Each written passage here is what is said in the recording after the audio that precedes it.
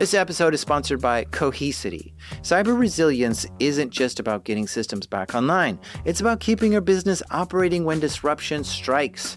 That's the idea behind the Minimum Viable Company, or MVC, a trusted operating core for recovery. Cohesity built the MVC to help organizations identify the essential applications, data, people, and processes required to serve customers, maintain communication, protect revenue, and meet critical obligations. By restoring this trusted operating core first, organizations can reduce downtime, accelerate recovery, and maintain continuity while broader restoration efforts continue. It also provides a clear recovery target, enabling teams to focus resources where they will have the greatest business impact. Learn more at cohesity.com/resilience. That's cohesity.com/resilience. Cohesity, resilience everywhere. Remember when Donald Trump had a Twitter account? He actually had two for a while, one called @POTUS and the other called @RealDonaldTrump. And he used his personal one a lot while he was president. I'm picking up now, I think I picked up yesterday 100,000 people. It's a modern form of communication.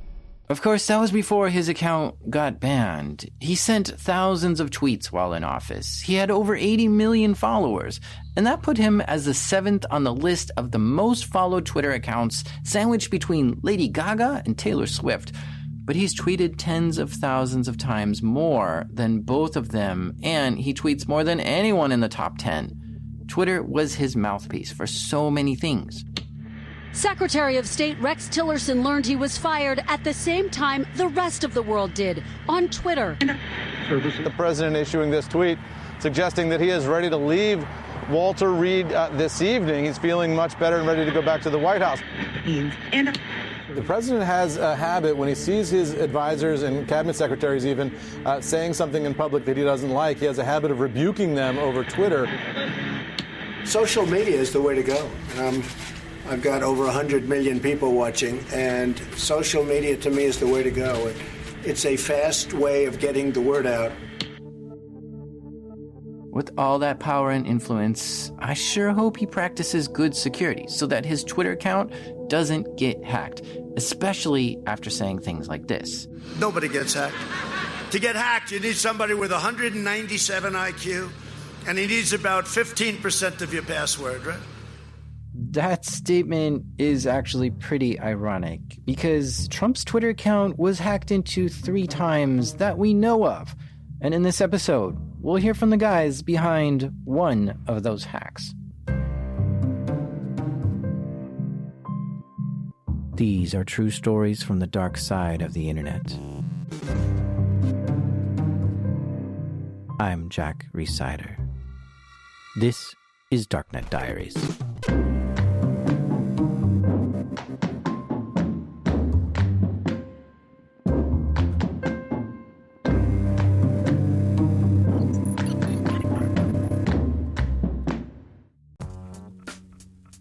This episode is sponsored by Delete Me. Have you ever thought, I should really be doing something to protect myself from stalkers, scammers, and hackers, but you're not sure what? Here's what you should do. Go to www.joindeleteme.com/darknetdiaries and enter code DD20 and you'll get 20% off Delete Me. And a few years ago I signed up and Delete Me got busy scouring the internet for my name and gave me reports on what they found and deleted stuff. Take control of your data and keep your private life private by signing up for Delete Me. Now at a special discount for my listeners, get 20% off your Delete Me plan when you go to www.joindeleteme.com/darknetdiaries and use promo code DD20 at checkout. The only way to get 20% off is to go to www.joindeleteme.com/darknetdiaries and enter code DD20 at checkout. That's www.joindeleteme.com/darknetdiaries, code DD20.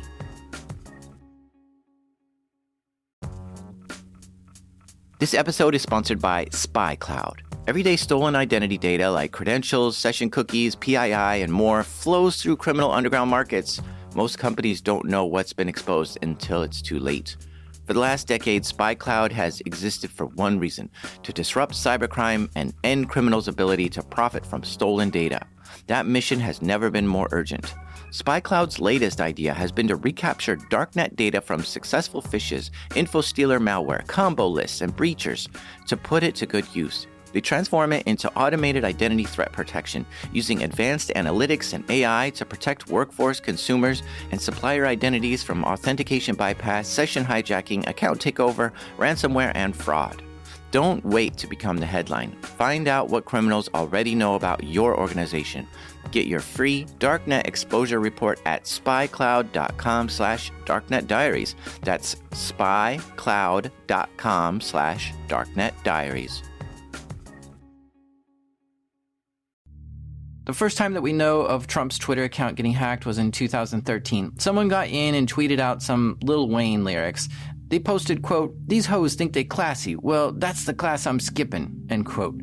Within minutes, it was deleted, and then Trump tweeted, "My Twitter has been seriously hacked, and we're looking into the perpetrators." As far as I know, they never caught the person who did that. Keep in mind, that was 2013, long before Trump even began running for president. So maybe securing his account wasn't the highest priority at the time, since he wasn't president. But you would think a self-proclaimed billionaire would take his digital security seriously. Well, maybe he didn't. And this all reminds me of another person who got their account hacked into. A woman who was also running in a presidential election. She got her emails hacked into. No, not those emails. I'm talking about Sarah Palin. She was running for vice president in 2012 and got her Yahoo account hacked into. How, though? Russian hackers, you guess? No, it was a 20-year-old guy on 4chan. Her email address was gov.palin@yahoo.com, which was not that hard to figure out. So he went to Yahoo and typed in her email address. Then he clicked, "I forgot my password." Yahoo said, "Okay, no problem. Just answer these questions and we'll reset your password. Question number 1, what is your birth date?" Well, the hacker just went to Wikipedia and found that right away. Yahoo's website said, "Okay, great. One more question. What high school did you go to?" Well, Sarah Palin was not shy about talking about her hometown of Wasilla, Alaska on TV in so many interviews. So practically everyone knew she graduated from Wasilla High School. But besides that, it was also listed on her Wikipedia page too. After the hacker typed that in, bingo, Yahoo let him reset the password and he was able to get into her account and see her emails. The hacker posted screenshots of emails to 4chan and he caused a riot in the media. He was later arrested and sentenced to 1.5 years in prison for gaining unauthorized access to Sarah Palin's account. Sadly, the hacker who did this, David Kernel, was diagnosed with multiple sclerosis and died in 2018 at 30 years old. But this raises my first ethical question. Personal identifiable information, or PII, is the stuff the public isn't supposed to know about. Your birth date and where you went to high school shouldn't be just sitting out there in the public. But Sarah Palin's PII is right there on Wikipedia. So the question is, if I go onto Wikipedia and look at this, would you say I committed identity theft? Well, the judge said yes, this hacker did commit identity theft by using the information that was posted on Wikipedia. But anyway, back to Trump. The second time his Twitter account got hacked was in 2016, the year he was running for president. And it was done by some grumpy old hackers. Okay, I'll click it one more time. Ah, it's working now. Yes, it's recording. Yeah. Jeez, this... How many hackers it take to click on one button, right? Yeah. I called up the 3 guys that in 2016 hacked Donald Trump's Twitter account. They're Dutch and part of a hacking club in the Netherlands. And so collectively you're called what? The Guild of the Grumpy Old Hackers. Because we are grumpy. We're grumpy and old. Very grumpy and old. Not as old as Edwin. Oh, thank you. So the grumpy old hackers are a few friends that are also IT professionals. Edwin, who I met at DEF CON once, has gray hair and a big gray beard. He seems like an elder statesman to me. I'm Edwin. I'm old. I'm like almost 50. Hacked since I was a kid. Started on old computers my dad brought in. Grew up from there. Met a lot of hackers around the world in the years after. And the thing I love is combining all the hackers together. So we are also the Guild of the Grumpies. Is like a combination of mostly elderly hackers just having fun and trying to do stuff, which is always on the edge because that's mostly the fun there is. Also on the call is Matt. My name is Matt, and I spent a 20-year professional computer security career, both on the offensive and as well as the defensive side. And I developed a special interest in process automation and industrial systems. So I've tinkered with a lot of nice devices over the years and found several vulnerabilities in them. Then there's Victor.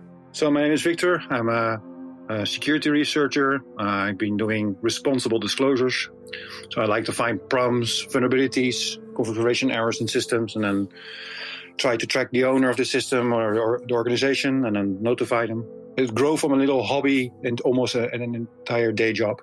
Victor works with the Dutch Institute of Vulnerability Disclosure, something Edwin and Matt help out with too. Together they like to find vulnerabilities in things and report that to the people who can fix them. Someone once described these guys as the guys who inform you that your zipper is open just before you go on stage. You know, that's basically us. We whisper in your ear, "Sorry, man, your password is out there." That's the idea. We try to help people. We don't need people to be embarrassed or whatever, you know. And we love finding stuff. We love finding leaks in systems, in servers, in doors, in lockpicking stuff. We love all those puzzles. That's for us. And if we find something, we will tell you about it. The Grumps find problems and then tell whoever's in charge of that and get them to fix it. Maybe they'll respond by saying thank you because they want stuff to get fixed so the internet can be a safer place. Another important thing that the Grumps do, which Edwin is known most for, is mentoring the next generation of hackers, especially those that could get into trouble with the law, or already have. They work with HackRight, a Dutch law enforcement program that helps put young offenders back on track.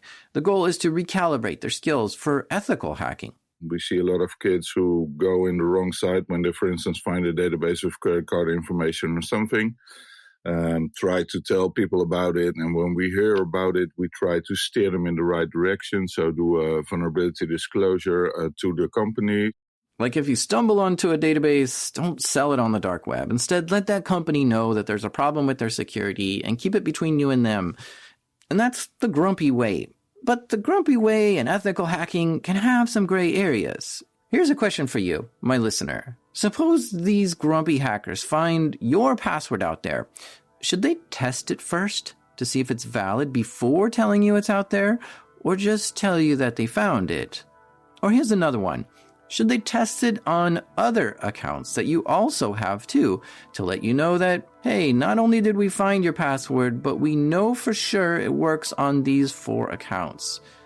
It seems wrong for them to test all this, right? I mean, how dare they try my password on all these accounts? But let's remember what their intention is. It's to help people be more secure. They just want to do it in a responsible way.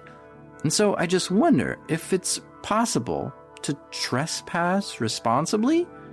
Yes, there are bug bounty programs out there that openly say if you can hack me, we'll give you a reward. But what about all the places out there that don't have bug bounty programs? Do you have a bug bounty program for your own personal life? A lot of places don't, because either they can't afford it, or it's like a school or charity, or they don't even know that's a thing. And if you try to email a charity and ask them, hey, would you like a free penetration test? Chances are they'll tell you to take a hike. I suppose there's an argument that could depend on who you're trying to hack too. If it's someone important, like the president, it might be good to test their security for the good of democracy. That's an ethical dilemma, which the grumpy old hackers were facing back in 2016.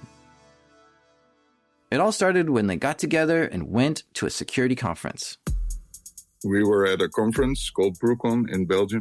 BrewCon is an annual meetup for hackers and security professionals. Now, shenanigans certainly happen at these kind of gatherings. In fact, when you go to a security conference like this, you'll see tables of people all sitting around using their computers obsessively. Not going to any talks or workshops, just using their computer like the whole time. And it's kind of weird at first. Like, isn't a conference supposed to be for socializing and getting to know others? Why are people just huddling around their computers, seemingly isolating themselves from the whole event? Well, there's a lot of reasons. Sometimes there's hacking contests going on and you just need a place to work on it. And sometimes people are learning new hacking methods and testing them out and teaching each other. Sometimes people are up to no good and just try to hack the hackers. Edwin, Victor, and Matt all head up to their hotel room after the conference to chill out and unwind for the day. But during that day, Edwin got access to the LinkedIn database from 2012. If you're unfamiliar with this, check out the episode just before this one. Basically, back in 2012, LinkedIn's website was breached and over 100 million emails and passwords were stolen. The database was sold on the dark web for a while, but kept mostly hidden. But in 2016, the database started making its way around the internet, getting passed around freely. So for the first time, security researchers were seeing exactly what was in the database dump. And that's when Edwin saw a link on Facebook, which was the LinkedIn database. And he downloaded the over 100 million user details and showed it to Matt and Victor. And together, in their hotel room that night, they explored what was there. We would never buy a database. We don't do stuff like that, but now it's available for free. So we can download it and we can look at it. And that's what we did. It was the evening of October 27th, just about a week before the 2016 U.S. presidential election. Sitting around in a hotel room, the grumpy old hackers started looking through the database.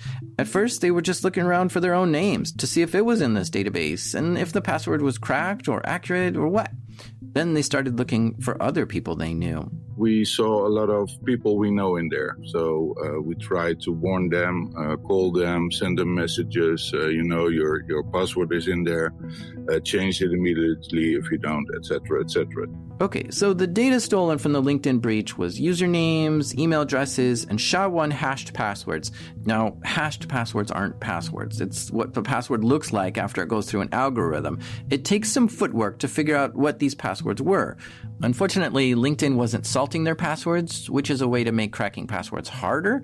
So someone tried their best at cracking the 100 million credentials in this breach. And some reports say that they were able to crack 60% of the passwords. The document that Edwin downloaded from Facebook simply contained the email address and the cracked clear text password. So if they were to look in this database for their friend's name and there was a hit, they would see that friend's password that they were using on LinkedIn in 2012, 4 years earlier than this. And as you might have guessed, many users weren't picking strong passwords. Over 700,000 users just had the password 123456. And 170,000 people just had LinkedIn as their LinkedIn password. And of course, the third most popular password was just password.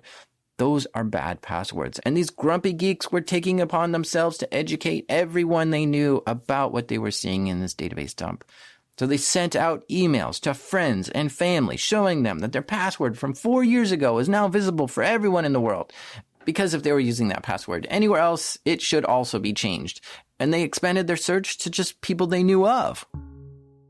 We did it to just warn the people we know, and there were a lot of people from government, the Netherlands in there, from police, and a lot of big companies were in there, and we just tried to warn them. The messaging was like this. Hey, look, we see your email and password is in the LinkedIn database dump, which is getting passed around freely now. If you have any login accounts which use this same password, it's a good idea to change it.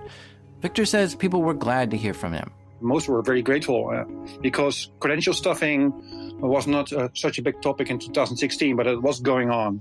And the problem with passwords is that even though we know that we should take good passwords and we should have good password hygiene, in 2016, no one was actually practicing it. If you look at the entire database and the passwords that it contains, it's very clear that almost no one had a good password. Victor says they dug around the database and reached out to people for hours. And after that, they were wrapping up and picking a place to go eat dinner.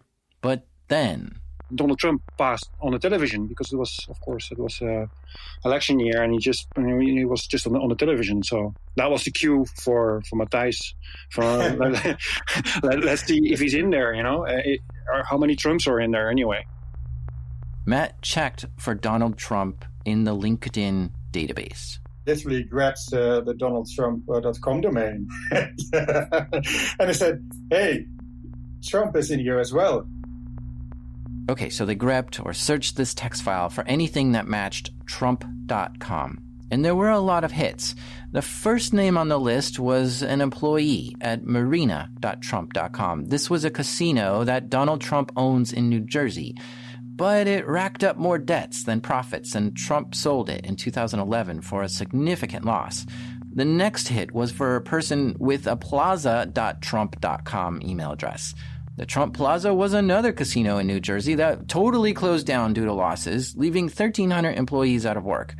Then there were a lot of hits in the database for Taj.Trump.com. Once again, this was for employees who worked at Trump's Taj Mahal, another casino in New Jersey. And what's interesting about that casino is that it was found guilty of money laundering and fined by the government, and was the highest fine ever levied by the U.S. government against a casino. And yeah, that casino was also shut down. But the Hard Rock Cafe bought it and remodeled it and reopened it. And so there were a lot of names in this database who worked at defunct Trump casinos. But as they kept scrolling through, they found the Donald. In the LinkedIn database, standing there in the crowd, was an email address, donaldtrump@trump.com. This was Donald's email address. They immediately looked at his password. The password was already cracked, that one. But yeah, it was so obvious. So we thought, this cannot be true. Trump's password was so blatantly simple. It left them kind of giddy in disbelief. And then I probably said, what's his password? You're never gonna guess. You're fired. What? Trump's LinkedIn password in 2012 was, "You're fired." All lowercase, no spaces, no special characters. "You're fired" was the catchphrase he used on his reality TV show, The Apprentice. Jennifer, this is really easy. You're fired. Chris, you're fired. Maria, you're fired. You're fired. You're fired. You're fired. It became a very popular thing for him to say on the show, so it was shocking to these grumpy hackers to see such an obvious and basic password that he was using to get into LinkedIn in 2012. Now, at first I questioned whether Donald Trump even had a LinkedIn account in 2012, because I just can't even imagine a billionaire caring about having an account on LinkedIn. I just went there and typed in a bunch of billionaire names, and most don't have accounts there. People go on LinkedIn to network and to look for jobs. Donald Trump doesn't need to network or look for jobs, but this account was his. And he also had a Twitter account and Facebook account at the time. So maybe he was just interested in social media and wanted accounts in top places like everyone else had. I mean, Obama had an account on LinkedIn at the same time too. Now, his credentials could have been simple for a couple of reasons. To start, I'm guessing that Trump isn't all that tech savvy and he's very busy. So he probably didn't even set up his own LinkedIn account. He probably didn't huddle over his computer for hours like everyone else, writing out a description of himself and his accomplishments and following all his friends. So it's possible that whoever set this account up just wanted to give him an easy password that he'll remember. Or maybe multiple people needed access to his account because they're social media managers. They manage his account for him, so they just picked an easy-to-remember password. And in 2012, it wasn't easy to share long, complex passwords securely. Nonetheless, for a celebrity, self-proclaimed billionaire, this was bad practice. This left the grumps wondering just how poor Trump's password hygiene was. He wouldn't reuse this same password on other accounts, would he? And definitely not 4 years later, right? We were just joking around. Like, would he be so stupid to reuse his password for his Twitter account? No, that cannot be true. If it were true, it would be straightforward for the grumps to log into Trump's Twitter account. They, like everyone else, knew the correct username, @RealDonaldTrump, and now they had a password to try. So the group started thinking about what they could do with Trump's password. I just typed it in while the other guys were still mesmerized. And then they said, maybe we should try it. And I think Victor even said, no, that's dangerous. Don't do it. Yeah, don't do it. And then I said like, uh-oh. Too late. Edwin was just too curious. He went straight away to twitter.com, typed in the username RealDonaldTrump, and typed in the password, "You're fired." And it worked to a degree. Twitter didn't just let him in right away, but it also didn't say incorrect password. Instead, it asked Edwin to confirm the email address for the account. So we got the extra check for his email address. But at that time, we knew, of course, hey, the password is correct. It's true. The fact that they got asked to confirm the email means the password was correct. Donald Trump was still using "you're fired" as his Twitter password in 2016 while he was running for president, just weeks before the election. The email check was an extra layer of security, since the attempt came from a hotel room in Belgium, not wherever the real Donald Trump was. Twitter's website did this extra check to make sure the login was valid. But this was an incredible moment. Trump's years-old ridiculous password was still valid. But the Grumps quickly shook off their disbelief because they realized they had a new problem. Matt says Edwin hadn't done anything to cover his tracks. If it not had been correct, we would have moved on. But now we knew, okay, we logged in with the correct password. What will happen? We didn't use any VPN or anything, so it would trace back to the hotel and eventually to us. But have they done anything wrong yet? They didn't fully log in. They just tried one password, one time, to see if it was valid, and it worked. To them, it didn't matter because their fingerprints were now on Trump's Twitter account. Imagine if you log in with a known password. What would happen if someone else would do the same and he would pursue and would do some nasty things? The first traces would be to us, so we would be screwed. So we needed to have this fixed as fast as possible. Ah, interesting. The stakes were suddenly raised. If something went bad with Trump's Twitter account, they could wind up being blamed. Looking at the logs in Twitter, they would see that Edwin successfully logged into his account, and this could come back to bite him, which could lead to legal repercussions. We were in panic, of course, and then we discussed, okay, we should go on because otherwise we might be in trouble. Going on meant logging into Trump's Twitter account all the way, but sticking with the Grump's own ethical standards by submitting a responsible disclosure to Trump. Essentially, they'd be doing Trump a favor by showing how easy it is to access his account. So stay with us, because after the break, they go all in. This episode is brought to you by Black Hills Information Security, trusted by the cybersecurity community for nearly 20 years. Need a pen test or 24/7 monitoring from their active SOC team? Or maybe you're ready for continuous pen testing to keep your systems battle ready. Black Hills InfoSec can take care of it all. And if you want to learn how they do it, check out Anti-Siphon Training. It's built for people who really want to hone their skills, from SOC analyst tools and methodologies to setting traps and running deception operations. AI is changing cybersecurity right now. Defenders use it, attackers use it, and that's why Anti-Siphon Training is hosting their free AI Security Summit on August 14th. Join experienced practitioners as they share practical lessons, real-world experiences, and insights into how AI is changing cybersecurity. And because you're one of my listeners, they've got a little something extra waiting for you at blackhillsinfosec.com/darknet. The website you need to go to is blackhillsinfosec.com/darknet. The grumpy old hackers were determined to hack into Trump's Twitter account. Victor, who's found thousands of vulnerabilities, says a responsible disclosure is only good if the hack actually works. When you engage with a target or an investigation and you start your engagement, after that, if you don't use VPN or any other protective measures to hide your identity, then you have to go through. And the problem is you cannot contact Donald Trump and say, hey, we found your password in this database. By the way, this is your password. We tried it, but it didn't work. Responsible disclosure doesn't work like that. You cannot warn someone, say, hey, we found your password. This is it, but it didn't work. We couldn't log in. So then you have to continue. You have to finish the job.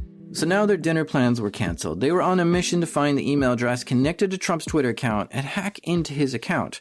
The email tied to his LinkedIn account was donaldtrump@trump.com. So they tried that, but it didn't work. So what else could it be?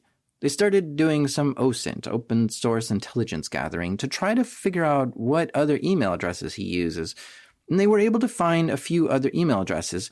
They didn't want to try to brute force this, like just trying one email address after another until they got in, because that would be sloppy and possibly trigger some alerts. If you start attacking Twitter, then you come to a very gray area. That would be a bridge too far for us. We acted on OSINT, we acted on publicly available information. And the only thing that we had to do was to bypass the last hurdle to make the report valuable for Donald Trump. So they took their eyes off Twitter for a moment and started poking at the Trump.com domain. They also found another domain, DonaldJTrump.com. They wanted to figure out all the valid email addresses that existed with these domains. So we had to enumerate it. We had to find which new email address he was using. So we used SMTP enumeration on his domains, on his email domains. So that's what SMTP enumeration is. SMTP is the email protocol, and enumeration just means you're trying to count how many there are and step through all of them one by one. So this is a fancy way of saying they wanted to find all the valid email addresses associated with Trump's domains. Now, SMTP, or email, works over port 25. So one way to do this is to connect to DonaldJTrump.com on port 25, and you can verify if an email is valid by using the VRFY command, which is verify. So you connect and then say verify Jack at DonaldJTrump.com. And if that's a valid email, it'll say, yep, that's valid, or nope, that email address doesn't exist here. So one way they can enumerate this is just to pick a whole bunch of random names or words and then type them in over and over and over until they have like a nice list of email addresses. But there's a tool that can speed things along. It's called Metasploit. And Metasploit can do a lot of things. It's a hacking framework. But one thing it can do is SMTP enumeration, which does the exact same thing as I just explained, but it uses a big word list to try thousands of names and words to try to find all the valid email addresses on that domain. So it'll try Adam, Bob, Chris, David, and so on. And when it's done, it'll just tell you what email addresses are valid. So they begin the process, asking the DonaldJTrump.com mail server, what are the valid email addresses, one by one? The biggest rate limiting was actually the hotel's Wi-Fi and the internet connection, because like every 5-6 minutes I get kicked out and you had to reconnect, and sometimes the reconnection didn't work. So imagine that you want to do an enumeration, or you want to do some tests online to see if those email addresses work, and you have a very bad internet connection. I think that was for us the limiting factor. Oh man, that's frustrating. They're trying to help save the president's Twitter account here, but they have crappy Wi-Fi and it's slowing them down. My guess is that since it was at a hacking conference, that the hackers in another hotel room were just attacking the hotel Wi-Fi. But after a few hours of enumerating the mail server, they looked at a list of passwords and one jumped off the page at them. It was Twitter at DonaldJTrump.com. This looked like it had the potential of being the email address tied to real Donald Trump's Twitter account. It took a little bit of time. You go through the procedures that we already know. We know how to enumerate emails. We know how to validate them online. So that part of the process was okay. The big unknown was, how is Twitter security working? Because once again, this is not the normal work that I do. I hunt for open databases. I'm not into breaking into security systems. So it took us some time to figure out, okay, why he got the challenge on the mobile phone when Edwin tried to log in, what was doing there. Yeah, that was Twitter's security policy for logins. If Donald Trump had an active login in New York and then another one came in from Belgium, would Twitter care and flag this as bad? Also, what kind of phone was Trump logged into Twitter with? Did Twitter know that too and consider it at all when a new person logged in as Donald Trump? And if these things are taken into account, how hard is it to impersonate the same phone as Trump and look like you're coming from the same geographical region as Trump? This was now part of the challenge. You have to start messing with your user agent because you know that he's using a very old Android phone, insecure Android phone. In 2017, Trump switched to using iPhone, but Android Central deduced that in 2016, Trump was using the Samsung Galaxy S3. And that phone originally came out in 2012 and got its last software update in 2015. So yeah, in addition to Trump's poor passwords, his phone was also a security risk. But the Grumps weren't interested in hacking his phone. They just needed to mimic it. So they switched their user agent to look like Trump's Samsung S3. Then there was one more step. You have to find out how this geofencing part of Twitter works. How does it know that, which is the real user based on geolocation and maybe device or something else? The Grumps needed to look like they were somewhere where Trump would normally sign in from. So they used an open HTTP proxy in New York to route their traffic through that to log into Twitter. These hurdles had taken some time, but they felt like they had everything figured out now. And all those steps, that took a good 1 hour, 2 hours, I think, approximately, to get there. I remember I was bored at some point already, so it took some time. You took a nap for a while. Yeah, I'm the lazy one of the three, so I find something, I make a mess, and then they start fixing it. Well, everyone has their role, right? It's okay. At this point, they just ordered dinner up to the room, and they've been hacking through the wee hours of the morning. But now they were ready. They had tweaked the user agent to mimic a Samsung Galaxy S3. Their traffic was now coming through New York, and they had a username, Real Donald Trump, the password, You're Fired, and the email address, twitter@donaldjtrump.com. They typed it all in, hit enter, and they were in. I want to know that feeling of like hitting enter, and it says, welcome to your account. I can describe the feeling is always the same. We are doing this work for more than 20 years. Getting access to a system, even today, gives the same, like, ooh, nice, it worked. You solved the problem. Wow, we're in. Yeah, wow, we're in, yeah. You solved the puzzle. We solved the puzzle. They had full access to Real Donald Trump's Twitter account. If they wanted, they could post as him or read his direct messages. They could even change his password and email if they wanted. Surely if that happened, Twitter would recover it, but this is the level of access they now had. They owned Trump's Twitter account. They cleared the biggest obstacle, and hindsight being 2020, it didn't seem that hard to pull off. The Grumps had a mishap, and in a matter of hours figured out Trump's credentials and tricked Twitter. And now that the hack was complete, they could file a comprehensive, coordinated disclosure with Trump. And that would theoretically protect them from legal trouble. Here's Victor.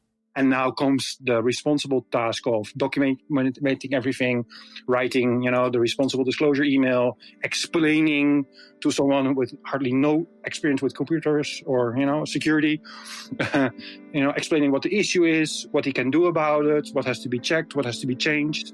You cannot say, hey, this is your password, everyone can log in, goodbye, because that's not very helpful. You need to, if you write a report, you have to explain what the issue is, how it can be, prevented, and some extra tips, for not making sure that it happens again. There were some clear things Trump could do better. He could use a longer, more complex password with special characters, and of course, turn two-factor authentication on. The things that we described, they're technically not so difficult, and you can imagine that in those times, state-sponsored actors were, of course, already busy trying, to get access to God knows what systems. So actually, I think we were just in time finding this, because it could have been anyone else in that time period who will find the same way in and do something not so pleasant with that account. The Grumps could have been those bad actors, but that was never their intent. They didn't look at any private messages. They didn't post any tweets. In the end, they only took screenshots to prove they got in. Going further, Victor says that's a no-go area. That's what we teach the young hackers, please, if you do things like this, logging in to an account from someone without their permission is already a very gray area. There must be a very, very good reason to do that, to cross that border. For us, that was a good reason because, well, his Twitter account is at risk. The risk that someone else would do it is very much likely there. So to make the report strong enough and valuable enough for Trump to do something with it, we had to go that far. Victor says going this far to get into someone's account was something they'd normally advise against. Trying to log into Trump's Twitter account was an unusual situation, even by the grumpy standards. The payout, though, was that they discovered the person running for the U.S. presidency had a vulnerable Twitter account, and they were going to help make it more secure. The Grumps put their findings and suggestions into an email and sent it over to Trump. In the email, they explained step by step how they got access to the Twitter account with screenshots of everything. And they even suggested a more secure password, which was ! I will make America great again in 2016! They CC'd the Department of Homeland Security and the U.S. Computer Emergency Readiness Team, or CERT, in case Trump ignored them. And on all these emails, they signed it as the Guild of the Grumpy Old Hackers, with all three of their full names. They were eager to hear something back. But it's stressful when you send an email like this, essentially saying that you hacked into someone's stuff, because you don't know what the reaction will be from it. You're hoping that you get an email back immediately, thanking you for pointing out this glaring problem and that we'll address it right away. But whatever hope they had for immediate gratification didn't pan out. No one was getting back to them. Edwin says they forwarded the report to the other Trump email address that they found earlier. A couple of hours later, when we had no response, we sent them to campaign@Donald Trump and some other emails we found. And that's good for us because in the end, it turned out evidence was, of course, hard. And we got a bounce back from one of the email addresses. So that was good for us because you need to, you can say that you sent an email, but if you have a bounce at least back from one of those email addresses, that's it's always nice to have. They felt like this bounced email was their one shred of proof that they tried to do the right thing. But even still, they're concerned that CERT didn't write back yet. They dealt with them before and knew the routine. Matt says things were different this time around. Normally you get a ticket number, but this time we got no response at all. So that's where we started sweating. That's what we got a bit scared. Like, why don't we get responses? Is it because US CERT says, okay, he's not a president yet, he's an individual, we don't do anything about it? Or is it because we already know that this is his password for 3 years and we actively using it? So, shit, why did these guys find it? All things go to your head, you don't know. Jokes aside, the next day, there was still no answer from anyone, and their minds were racing. They were almost freaking out. It didn't help that they thought Trump was a vindictive person. We were getting more and more anxious because, we didn't know.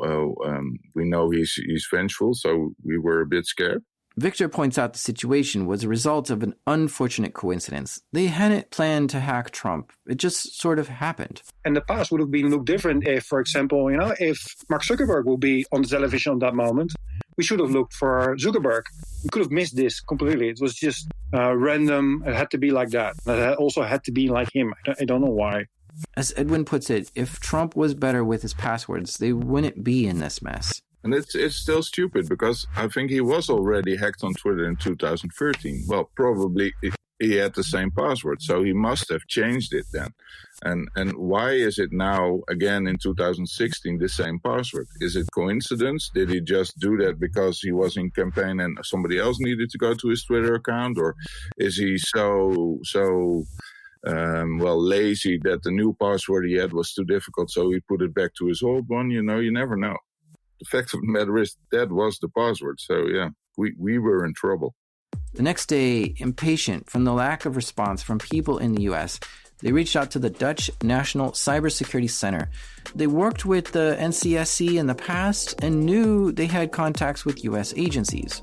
From them, we got a response, and they said that they would check it up. And from there on, we had an active conversation with them, and they send us emails, I think, every 5-6 hours or something. We send it. We're trying to reach people in the U.S. We're trying to reach our liaisons at Homeland, etc., etc. Finally, about a week after they hacked Trump, they got a response that they were waiting for. We finally got an email back from the Dutch government saying it's been addressed. We don't know how, but we got word from our U.S. counterparts that it's addressed. So for us, it's case closed. And then it was case closed for us as well. And that's the last thing we heard. So Victor sent his responsible disclosure emails on October 28th, 2016. It was November 2nd when the U.S. CERT confirmed that they were taking action on this. The election was to be held on November 9th, less than a week away. And on November 6th, the New York Times reported that Trump's campaign aides revoked Trump's Twitter access. They didn't say why or how, only that Trump no longer could use Twitter. My theory was that it was because of this hack. For us, the big reward was when we saw Obama about a week later talking about the fact that Trump's Twitter was taken away from him. And then we were immediately thinking that it was us. We don't know. This did actually happen at a rally in Florida. Obama was campaigning for Hillary on November 6th and saw this news and had this to say. Now, you may have heard that this was just announced. I just read it, so I can't confirm it's true, but apparently his campaign has taken away his Twitter. In the last 2 days, they had so little confidence in his self-control, they said, we're just going to take away your Twitter. Now, if somebody can't handle a Twitter account, they can't handle the nuclear code. It sounds like it was from you guys.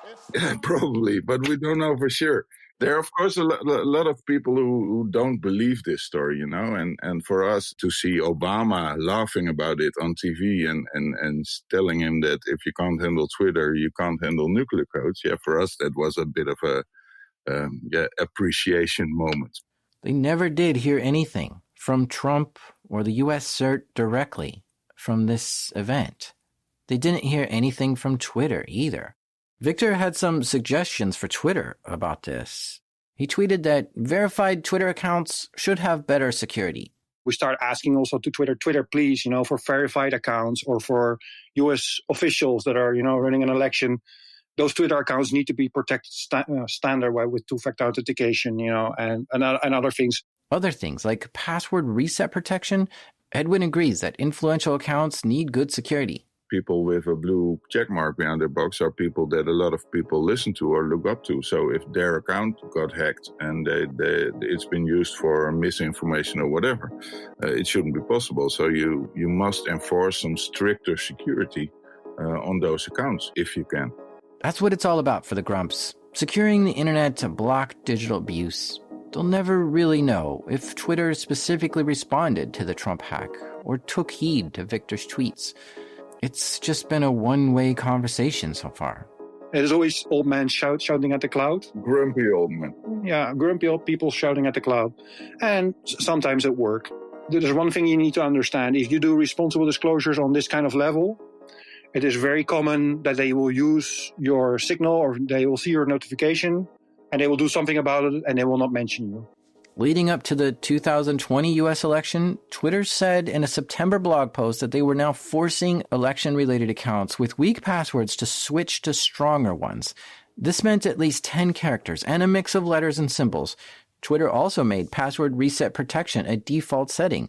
This meant that a password reset would require someone to confirm the account's email or phone number. And they encouraged, but didn't actually require, two-factor authentication leading up to the 2020 presidential election. I think it's a good thing that Twitter put their security levels a little bit higher, protecting the people that are now running for the elections. Is a good thing. It sometimes takes a little bit of time for organizations to adapt or to make it better and more secure for the users. But overall, it will happen. Whether you're the average user or the president of the United States, you don't have to wait for Twitter or anyone else to do something more. You can turn on two-factor authentication and use a strong password now. The Grumps' hack of Trump started out by accident, but the relative ease at which they pulled it off is amazing and alarming. Someone with worse intentions could have replicated their methods. But fortunately, the Grumps got there first. In the end, they helped secure a presidential candidate's vulnerable account days before an election. To the Grumps, that was worth it. People don't believe that we did it, don't believe that Trump's password was fired.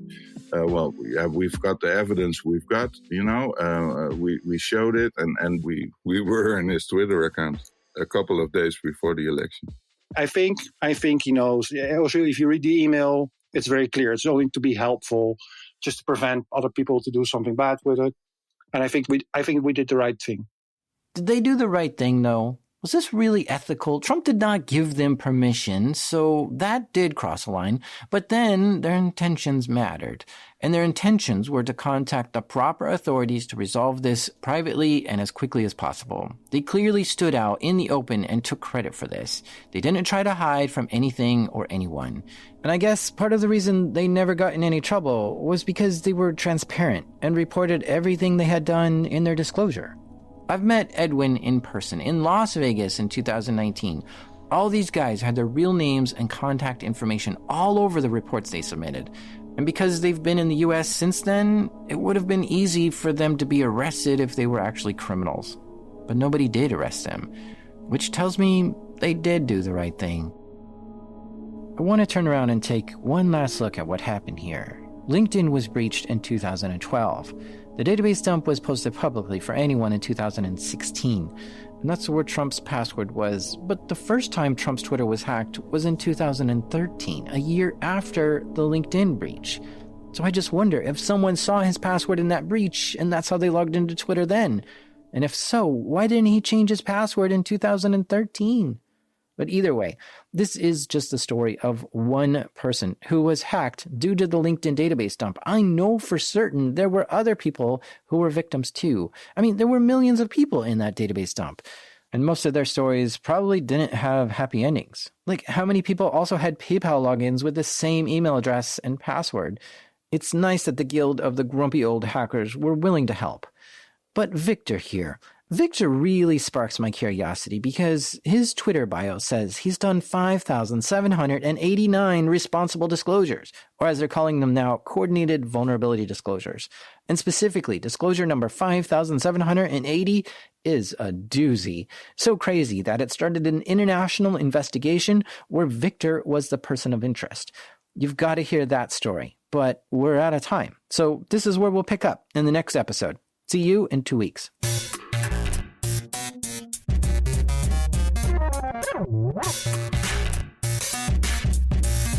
A big thank you to Edwin, Matt, and Victor for sharing your adventures with us. You can find links to all these people in the show notes or at darknetdiaries.com. I bring the show to you every 2 weeks. Do you like it and want to hear more episodes? A great way to show your support is to help fund the show through Patreon. As a thank you, when you become a member, you get access to an ad-free feed and bonus episodes. Visit patreon.com/darknetdiaries to donate. Thank you. This show is made by me, the Pie Guy, Jack Rhysider. This episode was produced by the Cloud Watcher, Charles Bolte. Editing help this episode by Thing3, Damien. Original music and sound design by the Cyber Monster, Garrett Tiedemann. And our theme music is by the Half Full, Breakmaster Cylinder. And even though, if you put 1,000,000 monkeys in front of 1,000,000 keyboards, one will eventually write a Python program. This is Darknet Diaries.